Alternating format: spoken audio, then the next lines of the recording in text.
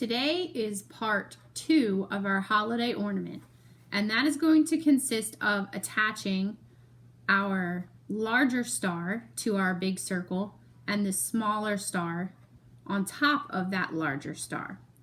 So what you are going to need is your pre-cut pieces of fabric. You're going to need a needle and thread. It'll probably be beneficial if you have a couple of pins, and then a pair of scissors so that you can trim your threads when you need to. So with the stitching that we're going to be doing for this part, we are actually going to do what's called a running stitch. And it's really just the biggest thing with it is going to be trying to keep your stitches as even as possible and the same length every time you do your little stitch.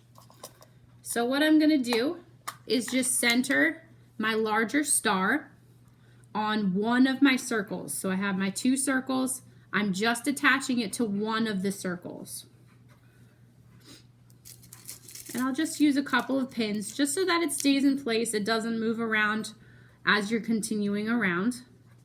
And when you're doing your stitching, it really does not matter how you do it in terms of your design. With the one that I have as my sample, what I did was I actually did all the little stitches around the outside. And then as an extra little decorative aspect, I did some little stitches going right down the middle of those stars. But whatever you feel comfortable with, whatever you want to do, you can do that. So I'm going to put one more pin in here. So I have my needle and thread, and I do have it as a double thickness of thread. So I took my thread, I put it on my needle, I matched up my 2 ends, and I tied a knot. So then I have 2 layers of thread that I will be stitching with. So I'm going to take my 2 pieces that I have pinned in place. I'm going to be working from the back first so that our knot is going to end up inside of the ornament. And I'm just going to put my needle through the 2 layers of fabric so that the needle comes up pretty much right in the middle of that point. And as I said, we're doing a running stitch. So all that is just little stitches that are going up and down through our fabric, and then that secures the fabric in place. So all I'm going to do is then just kind of pick the size stitch that I want to do. I'm going to do them relatively small and put the needle back down through the fabric. And there's my first stitch. Then what I want to do is bring it back up through so that it's pretty much the same distance as what the stitch size was here. So that's what I was talking about, making sure that you're trying to keep your stitches as even as possible and pretty much the same length every single time. It doesn't have to be super close to the edge of the fabric. You can see I'm probably about 1/8 of an inch from the edge. And I'm also using contrasting thread. It actually matches the base of my ornament, but you can use whatever thread that you have or whatever thread that you would like to use.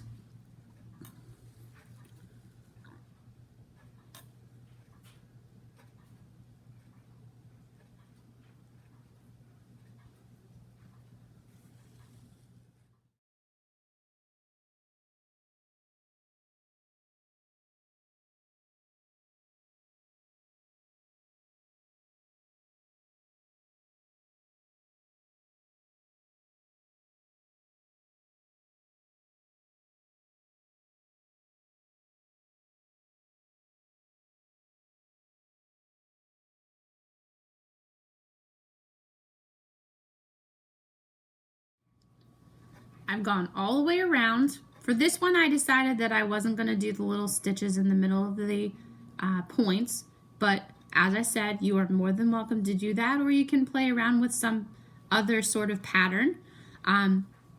What I'm going to do now is I am going to tie it off on the back. And in order to do that, what I'm going to do is I'm just going to take my needle and I'm just going to kind of catch a little bit of that fabric, not enough that it shows on the back or on the front, just enough that you get some of that fabric and you kind of create a stitch so that you can pull your needle through, and then again have your loop and then wrap it around the side that does not move as much. As I've said before with all our hand sewing projects, what you want to make sure that you're doing is that you're not trying to use a piece of thread that is long enough to go all the way around. You want to use smaller lengths and just tie them off as you go so that you don't end up getting tangles as you're stitching. Because a lot of times if it gets tangled up, it's not very easy to untangle, and then it ends up that you get frustrated and have to start over anyway.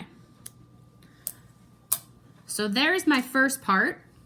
Now what I'm going to do is I'm going to put my next star in place. And with this one, you are going to need to go around all of the points, but you're also going to need to go around the circle. Now with the placement of this star, you can either have them so that those stars are, or those points are the same way as your points of your bigger star. Or in the case of my sample, what I did was I put the points so that they were between the points of the big star. But for this one, I think I'm going to kind of have my points go right into the middles of my big points.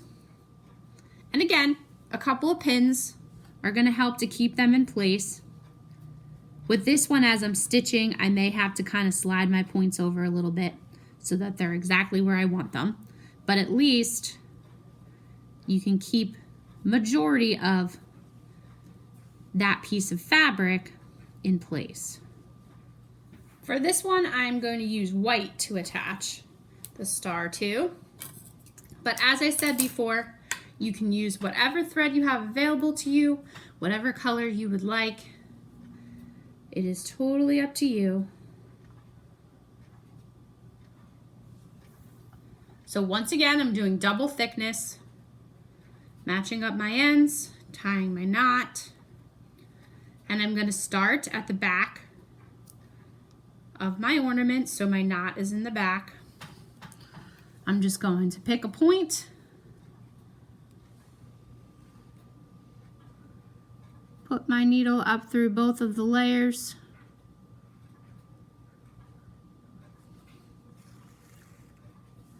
and continue with that running stitch.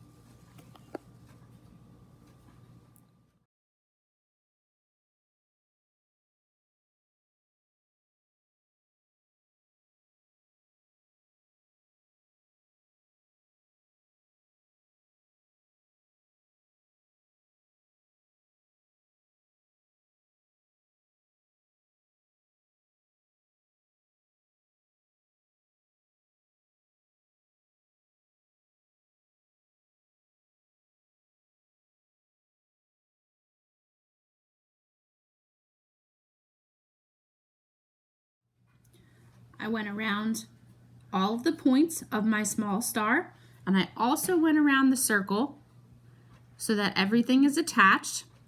And that is the final part of part number 2 for our holiday ornament.